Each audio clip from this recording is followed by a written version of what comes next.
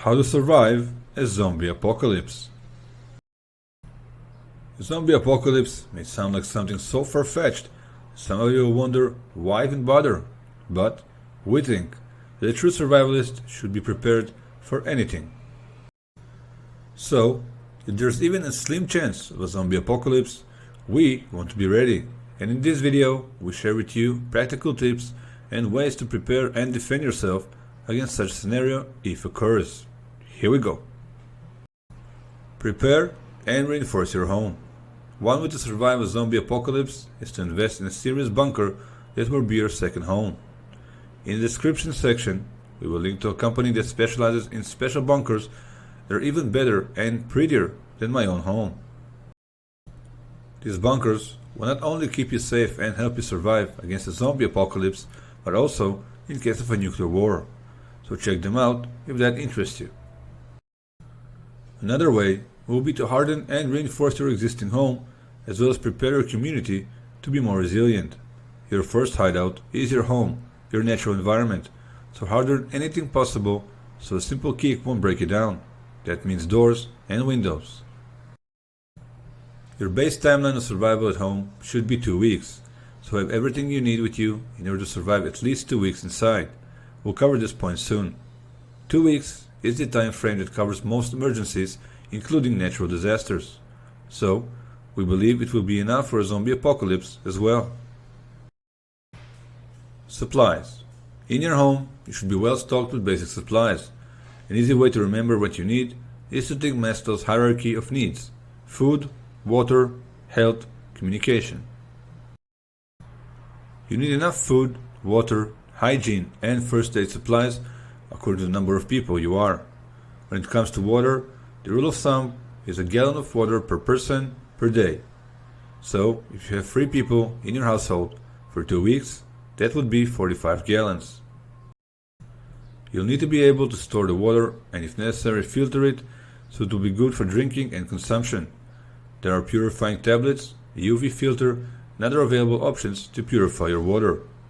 If you find yourself outside or in the wild, it is a must to filter and purify the water you find before drinking it. When it comes to food, you don't even need to prepare it yourself. There's the option of purchasing food supplies that are ready and designed specifically to last for a very long time, and it tastes good as well. There's beef, there's chicken, sweets, and everything you need and want to last for a very long time. Check the link in the description section for these products. Bug out bag. A bug out bag is a must for any case of an emergency and not just a zombie apocalypse. This is a bag that has all the basic supplies in it that you can instantly grab and run to find shelter in case your home is not safe any longer. The bug out bag should be prepped with lighter, waterproof matches, fire starter, emergency blanket, sleeping bag, water, freeze-dried food, flashlight, batteries, solar radio, water purifier, camping stove, knife, gun, if you're able to have one, medical first aid kit, tarp, which would help build shelter if needed. Some survivalists even recommend having a bicycle, as according to them, it is the classic bug out vehicle. At one point, you won't be able to find gasoline, so having a bicycle is a reliable way to move freely and faster. Skills. It doesn't matter how many supplies you have if you do not have the skills to use them. One of the most important skills to own and learn concerns the first aid and having a core medical understanding of how to clean and dress wounds. There will be no hospitals or modern instruments available, so you have to know how to treat different kinds of wounds.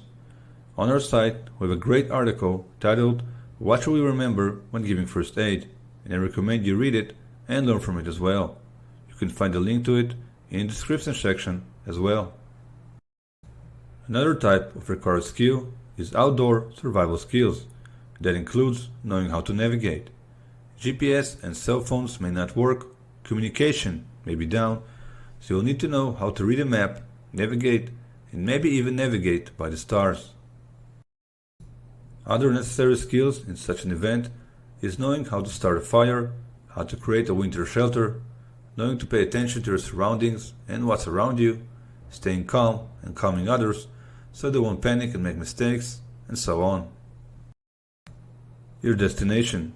As stated earlier, your first priority should be to stay safe at home, having everything that you need in a reinforced shelter. However, at some point, you may be forced to leave your place and seek shelter elsewhere. If you live in a big city, say New York or London, it is best to leave the city and head for the country in order to get away from people. With that said, you may need to be part of a community later on, as the chances to win and survive as part of a community are a whole lot better than staying a lone wolf.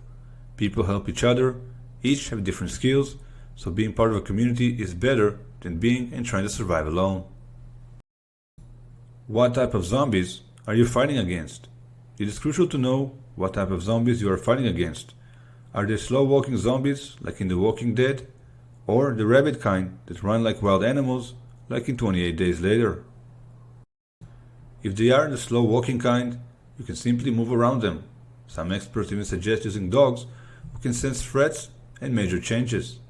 Dogs have a very keen sense of smell, so they would be a good warning device. Watch the dogs. If they begin to act strange, growl, show their teeth, or pace a lot, then something is wrong. They could give you an early warning.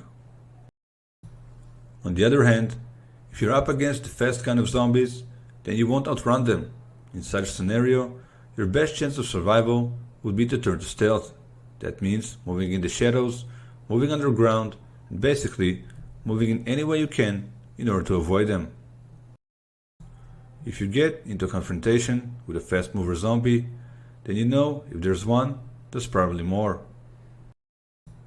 Unless you have multiple people in your group who know how to use weapons tactically and proficiently, your chances of survival are slim. So, avoid these and basically any type of zombie if you still want to breathe as a human being.